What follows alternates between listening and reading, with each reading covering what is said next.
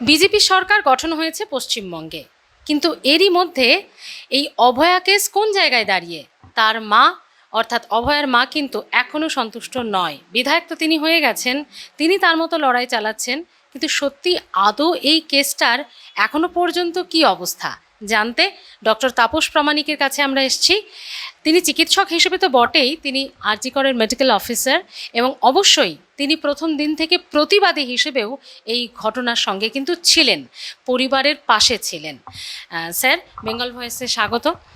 অভয়ার কেস এটা এখনও আন্ডার জুডিশিয়ালি, কিন্তু ঠিক কী অবস্থায় দাঁড়িয়ে, মানে সিবিআই এখনও পর্যন্ত কি রিপোর্ট দিতে পারলো? কারণ আমরা প্রথমে তৃণমূল বলছিলাম যে রাজ্যে তারা আছে বলে তাদের এখতিয়ার থেকে তারা খানিকটা আটকে রেখেছে, কিন্তু এখন তো ডাবল ইঞ্জিন সরকার, তাহলে এখনও কি পর্যায়ে দাঁড়িয়ে কেসটা? দেখুন, লাস্ট দিন যখন কোর্টরুমে আমি প্রেজেন্ট ছিলাম, কিন্তু সিবিআই যে তদন্ত করেছে বর্তমান যে সিট, সেই তদন্তে আমরা মোটেই সন্তুষ্ট নই। এবং সেই জায়গায় দাঁড়িয়ে থেকে সিবিআইয়ের কোথায় হাত পা বাঁধা আমার অন্তত জানা নেই। এবং আমি কেন্দ্রীয় সরকারকেও অনুরোধ করব এই ব্যাপারে। সিবিআইয়ের যে সমস্ত অফিসার, দেখুন, সব যে কোনো ডিপার্টমেন্টে করাপ্টেড অফিসার থাকে, সেটা আপনি পুলিশের যে ডিপার্টমেন্টই বলুন না কেন, সে জায়গায় যে সিবিআইয়ের কোনো অফিসার এটা করাপ্টেড থাকবে না, আবার সিবিআইয়ের সবাই খারাপ এটাও আমি বলবো না। কারণ সিবিআই বিভিন্ন সময় বিভিন্ন বড় বড় তদন্ত করেছে এবং প্রিমিয়ার ইনভেস্টিগেটিং এজেন্সি। এর গতদিনের যে ইনসিডেন্টটা ঘটলো, যেটা আমি দেখতে পেলাম, প্রথমত হচ্ছে সিবিআইকে তীব্র ভৎসনা করেছে হাইকোর্টে দাঁড়িয়ে। হাইকোর্টে প্রায় 1 ঘন্টা শুনানি হয়েছে। আমাদের পক্ষের আইনজীবী জয়ন্ত নয়ন চ্যাটার্জি এবং শীর্ষেন্দু সিনহা রায়, তাদের টিমকে খুব একটা কিছু বলতে হয়নি। যা করার করেছে বিচারপতিরা করেছে, আমরা শুধু দাঁড়িয়ে দাঁড়িয়ে দেখেছি। বিচারপতিদের একই বক্তব্য যে আপনাদের কাছ থেকে তদন্ত তুলে নিয়ে কি আমরা অন্য জায়গায় দেব, আর যদি দিই সেক্ষেত্রে কিন্তু আমরা লিখে দেব যে আপনারা এই বিচার দিতে পারেননি, আপনারা হচ্ছে ইনক্যাপেবল, আমরা এই ধরনের ওয়ার্ড লিখে দেব। এই ধরনের ওয়ার্ড যদি লিখে দেয়, তাহলে এই ইনভেস্টিগেটিং এজেন্সি যারা হচ্ছে part of the Interpol, CBI কিন্তু ইন্টারপোলকে রিপ্রেজেন্ট করে, কোন জায়গায় দাঁড়াবে ভাবতে পেরেছেন? আর একটা ব্যাপারটা হচ্ছে, দেখুন, মানে সিবিআই এই কেসটাকে নিয়ে, এটা দেখুন অন্য ধরনের কেস নয় যে একটা বড় ধরনের করাপশান কেস 5 বছর 10 বছর লাগে, লাইক সারদা কেস বা পরবর্তীকালে রিক্রুটমেন্ট কেস, এইগুলোতে অনেক সময় লাগতে পারে। কিন্তু এই কেসে এত সময় কেন লাগবে, এইটা নিয়ে কিন্তু বড় প্রশ্ন। কারণ এটা মার্ডার কেস। এবং বিচারপতিরা এটাও বলেন যে আপনারা হয় বলে দিন যে আপনারা বিচার দিতে ব্যর্থ এবং আপনারা কোনো কিছু করেননি।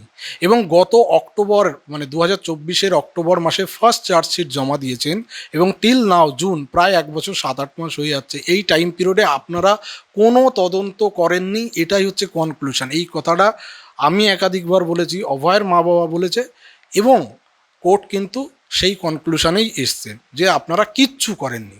এবং লাস্ট যে 1 মাসের যে তদন্তটা করেছেন নতুন দল, সেটা সিটে কে রয়েছে? জয়েন্ট ডিরেক্টর র্যাঙ্কের অফিসার রয়েছে। আগের অফিসার ছিলেন হচ্ছে অ্যাডিশনাল এসপি, তারপর থেকে প্রমোটেড হয়ে এসপি হলেন। তারা একই কথা বলছেন যে আমরা রাজদীপ মজুমদার যিনি মহাশয়, তিনি বললেন যে প্রিন্সিপাল অ্যাকিউজড আর কনভিক্টেড। তো তার এগেনস্টেও কিছু মামলা রয়েছে, যেমন হচ্ছে যে সঞ্জয় রায় নিজের শাস্তির বিরুদ্ধে মানে একটা আবেদন করেছে, সিবিআই তার ক্যাপিটাল পানিশমেন্টের জন্য আবেদন করেছে। সেই মামলাগুলো কিন্তু শুনতেও পাচ্ছে না এই মামলাগুলোর, এই একটা মামলার জন্য। তো বিচারপতিরা ভাবছে তো আরও তো মামলা রয়েছে, আমরা এই মামলাটাই শুনতে এইরকম অবস্থা, তাহলে আমরা ওই মামলাগুলো কবে শুনবো? এই প্রশ্নটাও কিন্তু তুলেছে, যে জিনিসটা কিন্তু মানে সিবিআইয়ের এই গড়িমসি। এবং সিবিআইয়ের সব থেকে বড় ব্যাপার যে তারা এই আগের দিনের যে অর্ডার শিট, তারা সেটা বুঝতেই পারেনি। আমি কোর্ট শেষে সিবিআইয়ের সাথে আমি এবং কাকু, মানে অভয়ের বাবা, কথা বলি। খুব হাস্যকর কথাবার্তা। যিনি ছিলেন মিস্টার মনীষ উপাধ্যায়, তিনি কিন্তু সন্দীপ ঘোষকে এই করাপশনের কেসে অ্যারেস্ট করেছিলেন। তাদেরকে বললাম যে আপনাদের কি ধরনের সাহায্য চাই। আমি নিজে বললাম যে আমি তো করতে রাজি। এবং তারা আরজি করে এসে কর্তৃপক্ষকে জিজ্ঞাসা করেছিল যে আরজি কর থেকে যদি কেউ থাকেন যে ভালো এই কেসের ব্যাপারে হেল্প করতে পারবেন। তো আমাকে কর্তৃপক্ষ যখন জিজ্ঞাসা করে, আমি বলেছি আমি সম্পূর্ণ সহযোগিতা করতে রাজি। তো আমি তখন বললাম যে আপনারা তো আরজি করকে জানিয়েছিলেন এবং আমি আরজি কর কর্তৃপক্ষকেও জানিয়ে দিয়েছি, সেটা আপনাকে কনভে করে দেওয়া হয়েছে। তারপরে হঠাৎ করে আপনারা আর আমার সাথে যোগাযোগ করলেন না। তখন বলছে ঠিক আছে, আপনার নাম্বার, আমার নাম্বারটা নিয়ে নিন কাকুর থেকে, তারপরে যোগাযোগ করতে। আমি বললাম আমরা কালকেই যাচ্ছি। কাকু, আমি বললাম তাহলে আগামীকাল যাই। তখন বলছে আমাদের থেকে তো এখন ইনভেস্টিগেটিং অফিসার ঠিক হয়নি, তাহলে সেটা ঠিক হোক, তারপরে দেখা যাবে। মানে সব থেকে হাস্যকর ব্যাপার, আগের দিনে মানে এই গত হিয়ারিংয়ের আগের হিয়ারিংয়ে হাইকোর্ট থেকে বলা হয়েছিল যে অভয়ের সাথে যে চারজন তারা খাওয়া দাওয়া করেছিল সেখান থেকে শুরু করে আপনারা একদম দাহ হওয়া পর্যন্ত তদন্ত করবেন এবং পুঙ্খানুপুঙ্খ করে সেই রিপোর্ট সাবমিশন করবেন। ওরা এটাও বোঝেনি যে আগের তদন্তকারী অফিসার সীমা পাহুজা ম্যাডামকে রিলিজ করে দেওয়া হয়েছে। নতুন এসআইটি ফরমেশন মানে কি? আগের তদন্তকারী অফিসারের উপরে সন্তুষ্ট নয়, ওরা সেটাই বোঝেনি। যার জন্য গত 1 মাস ধরে কিন্তু কোনো আয়ও ঠিক হয়নি, ইনভেস্টিগেটিং অফিসার ঠিক হয়নি। ওদের নিজেদের ভেতরে যে একটা আয়ও ঠিক করতে হবে, ইনভেস্টিগেটিং অফিসার ঠিক করতে হবে, সেটাই করেনি।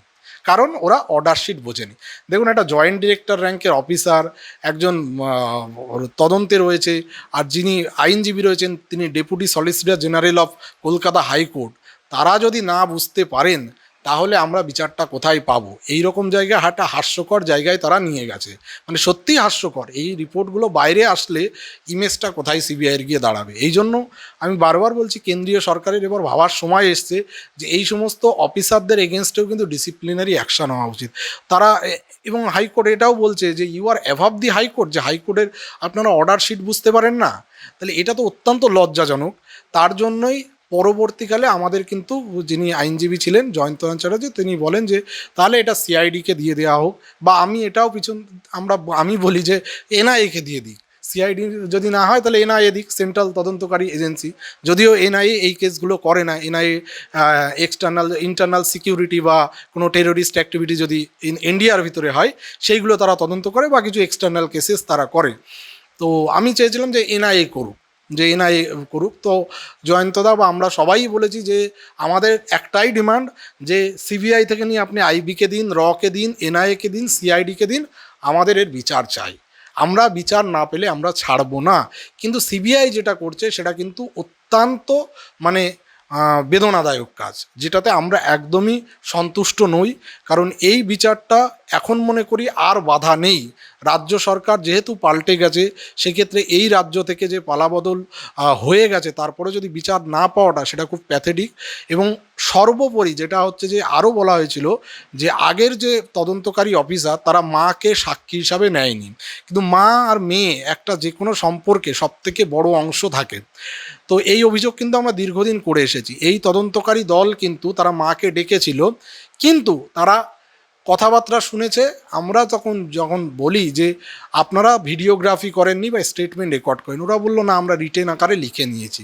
কিন্তু আমরা জানি এই ধরনের তদন্তকারী অফিসাররা তারা স্টেটমেন্ট রেকর্ড করার সময় ভিডিওগ্রাফি করেন, সেটা করেননি, নাহলে পরবর্তীকালে সেটা কোর্টে কি করে প্রডিউস করবে। তো এই যে লুফলসগুলো রয়েছে, লাস্টে জয়ন্তদা এটাও বলেন যে কোর্ট থেকে ডিরেকশন দেওয়া হোক যে মায়ের স্টেটমেন্ট যদি সঠিকভাবে রেকর্ড করা হয়, মায়ের স্টেটমেন্ট যদি সঠিকভাবে রেকর্ড করা হয়। কিন্তু তারা করবে কি করবে না তার উপর ডিপেন্ড করছে। এটাও বলা হয় যে প্যারেন্টসের পক্ষ থেকে কিন্তু বারবার তারা সাহায্য করতে রাজি এই তদন্তে, কিন্তু প্যারেন্টস সেটা মানে বললেও সিবিআই কিন্তু এখনো পর্যন্ত সেরকম কিছু করেনি।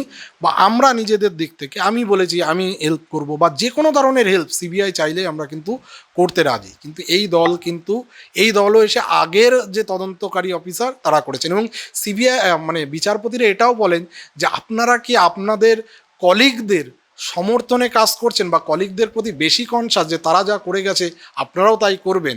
ওরা কিন্তু ক্রাইম সিন রিভিজিট করেছেন। তখন এটাও বলে যে আপনারা কি শুধু ইন্টারভিউ নিচ্ছেন? মানে বেসিক ব্যাপারটা হচ্ছে তারা ইন্টারভিউতে ডাকছেন, কফি খাচ্ছে, আর ইন্টারভিউ শেষ বাড়ি চলে যাচ্ছে। না হলে দেখুন ডাকার পরে আমি লাস্টে বেরিয়ে এটাও বলি যে নবনির্বাচিত মুখ্যমন্ত্রী শুভেন্দু অধিকারী মহাশয় 3 জন পুলিশ অফিসারকে সাসপেন্ড করলো। তো সাসপেন্ডটা কেন করলো? একজনের 3 জন আইপিএস অফিসারকে এমনি সাসপেন্ড করা যায়?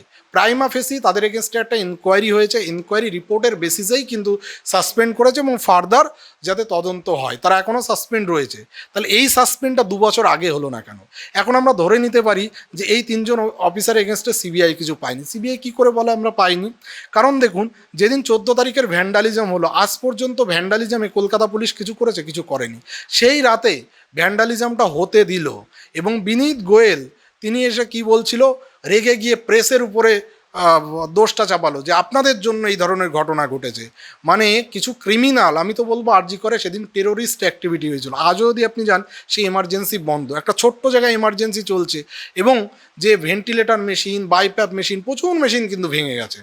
আজ পর্যন্ত আমি আমার 2 বছরে এমার্জেন্সিতে ডিউটিরত অবস্থায় আমি দেখেছি কত মানুষ এই ভেন্টিলেটরের অভাবে মানুষ মারা গেছে, বাইপ্যাপ পাইনি, সাপোর্ট পাইনি, এবং প্রচুর মানুষের জন্য মারা গেছে। দায়টা কে নেবে? এর দায় কলকাতা পুলিশকে কিন্তু তখনকার এই বিনীত গোয়েলকে কিন্তু নিতে হবে।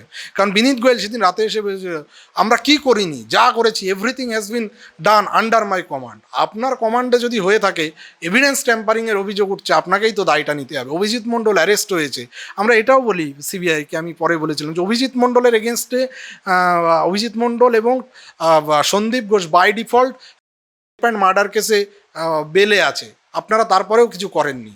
তখন বলছে আমরা একটা ক্লু পেলেও আমরা তাকে ছাড়বো না। আমরা তাহলে 1 মাস 7 মাস ধরে, 1 বছর 7 মাস ধরে করলেনটা কি? এবার তারা বলছে যেহেতু আমরা নতুন এসেছি, 1 মাস হয়েছে, খুব বেশি দিন হয়নি। এইবার ডিসি সেন্ট্রালের কথায় যদি আসি, সেটা তো পুরো একটা সার্কাস। ডিসি সেন্ট্রাল আপনাদের বিভিন্ন মিডিয়া বারবার দেখাচ্ছে যখন যে ক্রাইম সিনটা তারা কর্ডন অফ ঠিকঠাক করে করেনি। আমি নিজে সেই সময় প্রেস ব্রিফিং করে বলেছিলাম যে উনি 40 ফুটের ভিতরে ক্রাইম উনি কী করে বললেন? এইভাবে কি বলা যায়? ওনার কি দিব্য দৃষ্টি আছে 40 ফুটের ভিতরেই ক্রাইম হয়েছে?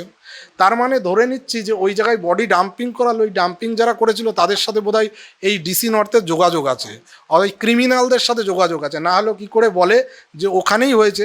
যে কোনো ক্রাইম হলে সেই জায়গায় বডি পাওয়া যায় মানে সেটাই ক্রাইম সিন, এটা কেউ বলতে পারে না। এমনও হতে পারে মার্ডার অন্য জায়গায় হয়েছে, ডাম্পিং করা হয়েছে ওই জায়গাটায়, বা ওই ঘরটাই ক্রাইম সিন, ওই করিডোর ক্রাইম সিন, সেটাকে কিন্তু কর্ডন অফ করেনি। আমি বলবো এই ক্রাইমের জন্য ওই ডিসি সেন্ট্রাল তাকে অ্যারেস্ট করা উচিত। যে 40 ফুটের ভিতরে ক্রাইম পেলো কি করে, বুঝতে পারলো, সেটা ওর যুক্তিটা দিক। নাহলে আইপিএস অফিসার কি করে হলো, আবার ওই ওদের যে ট্রেনিং সেন্টার সেখানে পাঠিয়ে দেওয়া হোক, কী করে চাকরি করছে। এবং অভিজ্ঞকে ফিঙ্গারপ্রিন্ট এক্সপার্ট বললো, তার মানে পুরোপুরি ওখানে যারা যারা উপস্থিত ছিল এদের সবার সাথে এই ডিসি সেন্ট্রালের যোগাযোগ ছিল। আর ডিসি সেন্ট্রাল যদি যোগাযোগ না থাকে, কার অর্ডারে এটা বলতে বাধ্য হলো, সেইটার উত্তর দিক। তো এতগুলো ভুল করলো, সিবিআই কিছু দেখতে পেলো না? আমি সিবিআইকে বললাম আপনারা কি এতগুলো মিথ্যে কথা একটা মহিলা বারবার বলে যাচ্ছে, আপনাদের তারপরেও প্রমাণ লাগে? আপনারা কি করে শুভেন্দু অধিকারী মহাশয়কে কেন 2 বছর বাদে সেটাকে সাসপেন্ড করতে হচ্ছে? আপনারা কেন করলেন না? আপনাদের যে স্ট্যাটাস রিপোর্ট জমা পড়েছে সেটা কেন আপনারা সেখানে কেন তাদের সম্পর্কে কোনো অভিযোগ নেই? আপনারা 3 জনকে ডেকেছিলেন, আগের অফিসারদের আমি বলেছিলাম, তখন বলছে হ্যাঁ আমরা ডেকেছি। আমি বলছি ডেকেছেন তো তাহলে কফি খেয়ে আড্ডা দিয়েছেন, এর বাইরে তো কিছু করেন, আপনি কী অভিযোগ নিয়েছেন? আমি ধরে নিলাম অভিষেক গুপ্তা 10 লাখ টাকা তার মা বাবাকে দিতে গেছিল, সেইটার হয়তো ভিডিও ফুটেজ নেই, সেটা অভিযোগ মানতে পারেন। বিনীত গোয়েল কী করেছে সেটার হয়তো মমতা ব্যানার্জির সাথে ফোনে কথা বলে মনিটরিং করেছে, সেই ফোন আপনারা আজ পর্যন্ত কাস্টডিতে নিয়ে অ্যানালিসিস করেননি, সেটা ছেড়ে দিন। কিন্তু সারা বিশ্ব তো দেখেছে যে মিথ্যে কথা বলেছে এই Joker circus officer IPS Indira Mukherjee, একে আপনারা কেন কাস্টডিতে নিয়ে জিজ্ঞাসাবাদ করবেন না? এর কেন চাকরি থাকবে? একে কেন সাসপেন্ড করতে হলো আমাদের বর্তমান মুখ্যমন্ত্রীকে? আপনারা কেন করলেন না? এর জবাবটা কে দেবে? তাহলে সিবিআই এই ধরনের কাজ, এবং স্ট্যাটাস রিপোর্ট যেটা সুপ্রিম কোর্টে জমা হয়েছে সেখানে কিন্তু কোনো রকম কথা লেখা নেই তার সম্পর্কে। তাহলে এখানে বোঝাই যাচ্ছে যে তারা তদন্তটা কোথায় করলো। এবং আরেকটা জায়গায় লেখা আছে স্ট্যাটাস রিপোর্টে যে 9 তারিখে পোস্টমর্টেম হয়েছিল, 12 তারিখ পর্যন্ত স্যাম্পেল আরজি করে মর্চুয়ারিতে ছিল। কেন স্যাম্পেল আরজি করে মর্চুয়ারিতে থাকবে? এবং 13 তারিখে সেই স্যাম্পেল সিএফএসএলে ফরওয়ার্ড হয়েছে। সিবিআই লিখেছে no cogent explanation done by Kolkata police for the delay in picking up the sample. আমি বলছি স্যাম্পেল চেঞ্জ করার জন্যই 3-4 দিন এখানে রেখেছিল এবং স্যাম্পেল চেঞ্জ হয়েছে। এইটার এভিডেন্সও আমার কাছে আছে, এর সাক্ষীও আছে কিভাবে স্যাম্পেল চেঞ্জ হয়েছিল। খুব তাড়াতাড়ি এটা কোর্টে প্রডিউস হবে, এখন আমি এটা বলতে পারছি না, কিন্তু আমি বলছি স্যাম্পেল চেঞ্জ হয়েছে। তা 1 ঘন্টা 10 মিনিট ধরে পোস্টমর্টেম করলো। 1 ঘন্টা 10 মিনিটে কোন পোস্টমর্টেম এই ধরনের পোস্টমর্টেম হয়? এই ঘটনার পরে কুলতলির ইনসিডেন্ট ঘটেছে, 4 ঘন্টা পোস্টমর্টেম হয়েছে হাইকোর্টের অর্ডারে কল্যাণীতে। RG Kar crime place of the occurrence, সেখানে কেন পোস্টমর্টেম হলো? যে ডাক্তারবাবুরা পোস্টমর্টেম করলো তারা কেন সন্দীপ ঘোষের এগেনস্টে বিরোধিতা করলো না, যে যেখানে প্লেস অফ অকারেন্স আরজিকর আমরা এখানে পোস্টমর্টেম করবো না? তাহলে এদেরকে সিবিআই কোনোদিন ডেকেছে? কোনোদিন ডাকেনি, কোনোদিন তদন্তের আওতায় এগুলোকে আনেনি। তারপরে যেটা বলা হলো সে কোর্ট থেকে লাস্টেও এই হিয়ারিংয়ের আগের হিয়ারিংয়ে, যে আপনারা অভয়ের সাথে যে 4 জন খেয়েছিল তাদের সাথে, তাদের থেকে শুরু করে আপনারা শেষ পর্যন্ত করবেন। আমি আপনাকে বলছি যে আরজি করে চেস ডিপার্টমেন্টে এই ধরনের ক্রাইম বাইরে থেকে কেউ ঘটিয়ে চলে যাবে, এটা অসম্ভব। এই যে যারা বলছে আমরা ছিলাম, আমরা কিছু দেখিনি, এটা বিশ্বাসযোগ্য নয় তাদের স্টেটমেন্ট। আইদার তারা নিজেরা প্রত্যক্ষভাবে এই খুনের সাথে জড়িত বা পরোক্ষভাবে মদত দিয়েছে, আর নাহলে ওই ক্রাইমটাই ওই জায়গায় হয়নি, ক্রাইমটা অন্য জায়গায় হয়েছে, তাই কেউ জানে না। উইটনেস নেই, আই উইটনেস নেই, অসম্ভব। আমাদের আইনজীবী আগের দিনও বলে, যেটা আমি করে বলেছিলাম, যে সিসিটিভির ফুটেজ জমা দিয়েছে 2:35 থেকে 5:50, সেখানে ওই সিসিটিভিতে প্রায় 68টা যতদূর আমার মনে পড়ছে মুভমেন্ট। তার ভিতরে 2টো মুভমেন্ট, একটা হচ্ছে ঢুকেছে সঞ্জয় রায়, বেরিয়েছে সঞ্জয় রায়, আইডেন্টিফাইড বাই অনুপ দত্ত। এই অনুপ দত্ত হচ্ছে এই সঞ্জয় রায়েরই সুপিরিয়ার, যে হচ্ছে ওকে পাঠিয়েছিল, এবং সে তো নিজেই হিমসেলফ একজন সাসপেক্ট। তার আইডেন্টিফিকেশান কেন কোর্টে গ্রাহ্য? আমি কোর্টকে সম্মান রেখেও বলছি যে শিয়ালদা কোর্টে এটা অ্যাকসেপ্ট কী করে হলো আমার আজও জানা নেই। যারা আইনজীবীরা তারা ভালো বুঝবেন যে আমি এটা ভুল বলছি কিনা। আর সেটার আরেকজন আইডেন্টিফিকেশান বাই একজন ব্যাংকের ম্যানেজার আরজি করে চেস ডিপার্টমেন্টকে আইডেন্টিফাই করবে? আরজি করের কোনো আধিকারিক উপস্থিত নেই, চেস ডিপার্টমেন্টের কোনো আধিকারিকের উপস্থিতি নেই, তারা আইডেন্টিফাই করলো। আর তারা বলছে সেখানে কিন্তু কোথাও লেখা নেই অভয়া ওখানে উপস্থিত ছিল। প্রথমত ওই ডিপার্টমেন্টে তো অভয়ার উপস্থিতি ঠিক করতে হবে, তারপরে বলা যায় যে সঞ্জয় রায় ওখানে গিয়ে এই কাণ্ডটা করেছে। কোনো এবার তাদের যখন এই কথাটা বলেছি আমি, তখন বলছে যে না, আমরা অভয় ঘুরছিল করিডোর দিয়ে, তার ভিডিও আমাদের কাছে আছে। যে আপনার কাছে ভিডিও আছে, আপনি কোর্টে প্রডিউস কেন করেননি? আপনি লিখুন অভয়াকে ওই ডিপার্টমেন্টে এই টাইমে দেখা গেছে, সেই রিপোর্টটা কোথায়? সেই রিপোর্ট নেই। আপনি 2:35 থেকে জমা দিয়েছেন, তার মানে আপনি সঞ্জয় রায়কে ক্রিমিনাল প্রুফ করার জন্য আপনি সেইভাবে দাঁড় করিয়েছেন কেসটা কিন্তু এটা নয় যে অভয় এখন প্রেসিডেন্ট। আমি তো ক্লেম করতেই পারি যে অভয় ডিপার্টমেন্টেই নেই, বা আপনার রিপোর্টে কোথায় প্রুফ হচ্ছে অভয় ওই ডিপার্টমেন্টে ছিল? যদি বলি অভয়কে সকালবেলা কিডন্যাপ করে কেউ তুলে নিয়ে গেছিলো, বা অভয় আরজি করে সেদিন ঢোকেইনি, আপনি কি করে এই রিপোর্টে প্রমাণ হয়? আমি জানি না কোর্ট কি করে এটা মেনে নিল। কোর্ট বলছে যে মানে কলকাতা পুলিশ যা করেছে সেটাকে জাস্ট মাইক্রোস্কোপের নিচে রেখে এভিডেন্সগুলো সাবমিট করেছে সিবিআই। তা আমার প্রশ্ন যে এই প্রশ্নটা কেন তারা করলো না যে অভয় যে ডিপার্টমেন্টে উপস্থিত ছিল সেটার ফুটেজ কোথায়? আপনি যে ক্লুগুলো, যে প্রশ্নগুলো বলছেন, এটা তো খুব সাধারণ প্রশ্ন। মানে এটা অবশ্যই মানে সিবিআইয়ের বা তাদের এই সমস্ত অফিসারদের কোনো দিনই মাথায় আসেনি। মানে এটা তো খুব অবাস্তব লাগছে।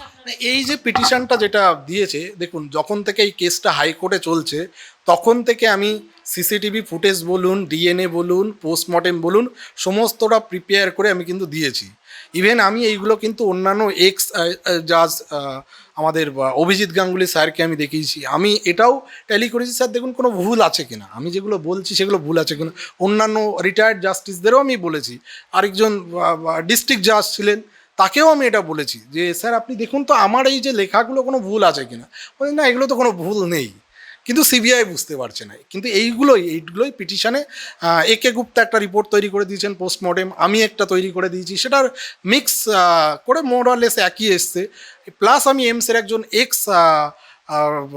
মানে HOD, head of the department forensic মেডিসিনের এমসে দিল্লির, তাকেও আমি সমস্ত রিপোর্ট ট্যালি করি যে স্যার এগুলো আমি নিজে আমি এগুলো বের করেছি, এগুলো কোথাও ভুল থাকলে আপনি বলতে পারেন। তিনিও কোনো বলেননি যে এগুলোয় কোনো ভুল আছে। এবং ডিএনএ রিপোর্টে এক্সট্রা সিগনাল, যে ডিএনএ বারবার বলছি, ডিএনএ 3টে, একটা হচ্ছে ভালভাল মাপছে, আর একটা হচ্ছে আপনার অ্যানালসবে একটা এক্সট্রা ডিএনএ, ফিমেল ডিএনএ আছে। এটা পার্থপ্রতিম মজুমদার স্যারও বলেছেন যে রিপোর্টটা জমা হয়েছে। এবার দেখুন ডিএনএটা অ্যানালসবে একটা ফিমেল ডিএনএ কী করে থাকবে?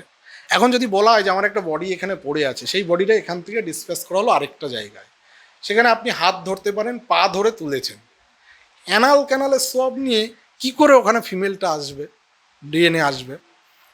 সম্ভব নয়। তো সেই ডিএনএটা কি? সেখানে আরেকটা রিপোর্ট লেখা আছে যে কন্টামিনেশন অফ স্যাম্পেল। কন্টামিনেশন মানে সেটাও কোর্টে ঠিক করে সিবিআই বোঝায়নি, সিবিআই উল্টো বুঝেছে। কন্টামিনেশন মানে এক্সট্রা হিউম্যান ডিএনএ, মানে আদার্স সাসপেক্ট নেই, সেটা ভাইরাস। কন্টামিনেশন মানে কোনো ভাইরাস ব্যাকটেরিয়া নয়, কন্টামিনেশন মানে others human DNA, that is Sanjay Roy বাদে আপনার অন্য কোনো। আমি এটা বললাম তাহলে সন্দীপ ঘোষের ডিএনএ মেলানো উচিত। ওই ক্রাইম সিনে অভিজ্ঞ উপস্থিত ছিল, যারা ক্রাইম সিনে উপস্থিত ছিল তাদের ডিএনএগুলো মেলাতে হতো, তাহলেই তো হতো। করেনি।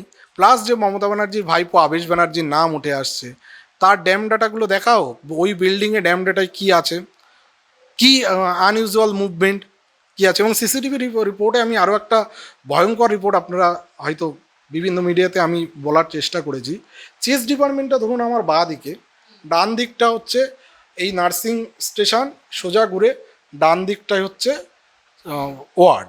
সঞ্জয় রায় তার আসার কথা এদিকে, সঞ্জয় রায় এদিকে কী করে গেল, কোন দিব্য দৃষ্টি? ক্লিয়ারলি বোঝা যাচ্ছে সে কোনো ডিরেকশন ফলো করেছে। এবং বাঁ দিকে এই ওয়ার্ডে রয়েছে, এখানে কিছু মুভমেন্ট রয়েছে যাদের আপার গার্মেন্টস নেই। ওই সিসিটিভি 2.5 ঘন্টা সিসিটিভি ফুটেছে, আপার গার্মেন্টস ইন কোনো লোক থাকার কথা নয়। কেউ কেউ সিসিটিভিকে লক্ষ্য করে পা টিপে টিপে হাঁটছে, সেটা সিবিআইয়েরই লেখা আছে। সেগুলো সিবিআই লিখে দিয়েছে কুড নট বি আইডেন্টিফাইড। আমি জিজ্ঞাসা করলাম যে আপনারা কুড নট বি আইডেন্টিফাইড কেন লিখেছে? বলছে আমরা আইডেন্টিফাই করেছি। আর আইডেন্টিফাই করে লেখেননি কেন? সেই ফুটেজ সামনে আমাদের দেখান। আমরা শিয়ালদা কোর্টেও ডিমান্ড করেছি, ফুটেজগুলো দেখান দেখি। না, তা দেখাবো না। আমি এর আগের টিমকে, সীমা পাহুজা ম্যাডামকে একদিন অভয়ের বাবা মার সাথে আমি গিয়ে বললাম যে আপনারা ওর বই যেগুলো আছে সেগুলো হ্যান্ড ওভার করে দিন, বই খাতা যা আপনারা কনফিসকেট করেছেন। তো তখন বলছে না। তাই আমি বললাম বই আপনাদের কী কাজে লাগবে? তার মা বাবার স্মৃতি হিসাবে বইগুলো থাক না। তো বলছে না। আমি বললাম আপনি একটা কাজ করুন, আপনি ওর ফটোকপি দিয়ে দিন, জেরক্স দিন, সেটাও দেবে না। এর কারণটা আমি বলে দিচ্ছি। কারণটা হচ্ছে, দেখুন আমি যে পড়াশোনা সারাদিন করলাম অ্যাজ এ ডক্টর হিসাবে, দেখুন আমাদের তো স্টাডি মারফত অনেক সময় বই পড়তে হয়। আমি কি ভাবছি আইদার আমার ডায়েরি বা বিভিন্ন বুকে লেখা থাকতে পারে, বুকসে। সো সেখান থেকে কিছু ক্লু পাওয়া গেলেও পাওয়া যেতে পারে। এটা আমার মাথায় এসেছিলো একদম শেষের দিকে, কয়েক মাস আগে। তো আমি কাকুকে ফোন করে বললাম যে কাকু ওর বইগুলো কোথায় আছে, আমি একটু দেখতে চাই। যে কোনো থিসিস সংক্রান্ত বেশ কিছু অভিযোগ উঠেছে বা ও কী নিয়ে ভাবছিল, আমার কাছে বেশ কিছু তথ্য আছে, সেই তথ্যের ভিসিসে আমি একটু ট্যালি করতে চাই ওর বই খাতাগুলো। কাকু বললো ওগুলো তো সিবিআই নিয়ে গেছে। আমি বললাম সিবিআই কেন নিয়েছে? তো বললো সিবিআই তদন্তের স্বার্থে নিয়ে। যেমন সিবিআইকে তাহলে আপনি চান, তারপর আমি নিজে গেছিলাম যে বইগুলো দিন আমরা দেখতে চাই। সেটা দেয়নি। কেন দেয়নি? তদন্ত তো আপনার হয়ে গেছে। লার্জার আপনি জেরক্স কপি দিন, আপনি ওগুলো রেখে দিন, ফটো কপি দিতে অসুবিধা কোথায়? সেগুলো কনফিসকেট করে রেখেছে। রহস্য ওখানে লুকিয়ে আছে আমার মনে হয়, নাহলে কেন দেবে না? আমি নিজে এর সাক্ষী। আমি এখনও বলছি, আমি এরপরে এই তদন্তকারী অফিসারকেও বলবো আপনি বই খাতাগুলো সব দিয়ে দিন, আমরা এগুলো জানতে চাই যে বই খাতার ভিতর কী আছে। দেখুন কেউ পড়াশোনা করছে, কিছু কোথাও না কোথাও কিছু লিখতেই পারে, ক্লুটা পাওয়া যেতেই পারে। সেই ক্লু আমি খোঁজার জন্যই চেয়েছিলাম, কিন্তু আমাকে দেয়া হয়নি। পরতে পরতে রহস্য এখনো পর্যন্ত লুকিয়ে রয়েছে এখনো। এই রহস্যের কোনো পর্দাফাঁস যদি সিবিআই করেও থাকে তাহলে তারা জানে, তাহলে এন্টায়ারলি বলবো যে তারা সেগুলোকে বাইরে আনেনি। আর না হলে এটা পুরোটাই রহস্যে বাঁধা। এই রহস্য এখনও রুল আউট হয়নি। সেই রহস্য রুল আউট করতে গেলে ভালো করে তদন্ত হওয়া দরকার। যে যে জিনিসগুলো আমরা বলেছি, কোর্টকে যে বলতে হয়েছে যে আপনারা কলিগদের প্রতি বেশি সমর্থন করছেন বা কলিগদের প্রতি বেশি দায়বদ্ধ, তো এইটা করলে তো হবে না। আপনার কলিগ তো তদন্তই করেনি, আপনার মাথায় ঢোকাতে হবে যে তারা কিছু ভুল করেছে। মা বাবা যেটা বলছে সেটা শুনতে হবে, বা আমি যেগুলো বললাম বা আমাদের আইনজীবী যেগুলো বললো, বা দেশের মানুষ সবাই তো ভুল হতে পারে না। যেখানে উপেন বিশ্বাস স্যার বলেছেন 6 জন ছাড়া এটা সম্ভব নয় ক্রাইমটা, আমি 4 জন মিনিমাম বলেছি, অভিজিৎ গাঙ্গুলি স্যার বলেছেন, সেখানে তারা কোনো তদন্ত করেনি। প্লাস 8 তলার যে রুমটা, ওটি কমপ্লেক্সের ভিতরে একটা রুম, যে রুমটার তদন্ত তারা কিন্তু কোনো দিন করেনি। এইবার সিবিআই ফার্স্ট টাইম এসে সেখানে গিয়ে ভিডিওগ্রাফি করেছে, অথরিটিকে জানিয়ে গেছে সিএফএসএল করবে, কিন্তু এখনও করেনি। তো এবং অভিজিৎ গাঙ্গুলি স্যার এসেছিলেন, আমি এবং অভিজিৎ গাঙ্গুলি স্যার সেই ওটির ওখানে ওই রুমটার বাইরের ভিডিওগ্রাফি করে 8 তলার যে সিঁড়ি দিয়ে নামা সম্ভব সেই জায়গারও আমরা ভিডিওগ্রাফি করে জমা দিয়েছি। কিন্তু তারপরেও এখনও পর্যন্ত সিবিআই অল্টারনেটিভ ভাবেনি। ওই 8 তলার যে সিঁড়ি, ওই সিঁড়ি দিয়ে অন্ধকার কেউ ইউজ করে না। 8 তলা থেকে 4 তলা আসা যায়, 4 তলা থেকে 1 তলা। ওই রুটটাকে ইউজ করলে কোনোদিন ধরা পড়বে না, সিসিটিভির আওতায় আসবে না। অতএব ওই দিন যদি ক্রিমিনালগুলো যদি ওই রুট ধরে, আমি বলবো যে কোনোদিন ধরা পড়া সম্ভব নয়। তো সেই জায়গায় দাঁড়িয়ে থেকে সিবিআই করলোটা কি, প্রশ্ন তো উঠবেই। সেক্ষেত্রে ভিকটিমের মা বাবা কেন খুশি হবে? আমরা তো খুশি নই মোটেই। নির্মল ঘোষকে ডাকা হয়, কিন্তু নির্মল ঘোষ ডেকে আবার তাকে কফি খাইয়ে ছেড়ে দেওয়া হচ্ছে, সেটা তো ঠিক জিনিস নয়। এই রহস্যের পর্দা ফাঁস হয়নি। রহস্যের পর্দার ফাঁস ডিপেন্ড করছে সিবিআই কী চায়। সীমা পাহুজা, আমি বলছি সীমা পাহুজা 2 বছর ধরে কিচ্ছু করেনি। Thank you sir. আপনারাও বুঝতে পারলেন যে অবশ্যই যে জায়গা থেকে এতগুলো প্রশ্ন, যেগুলো সাধারণ মানুষ হিসেবে বোঝা যায়, যেগুলো একজন চিকিৎসক হিসেবে বোঝা যায়, সেগুলো সিবিআই কেন বুঝতে পারছে না। এখন দেখার এই তদন্ত কত তাড়াতাড়ি শেষ হয়, দোষীরা কত তাড়াতাড়ি শাস্তি পায়। আজ এ পর্যন্তই। দেখতে থাকুন বেঙ্গল ভয়েস।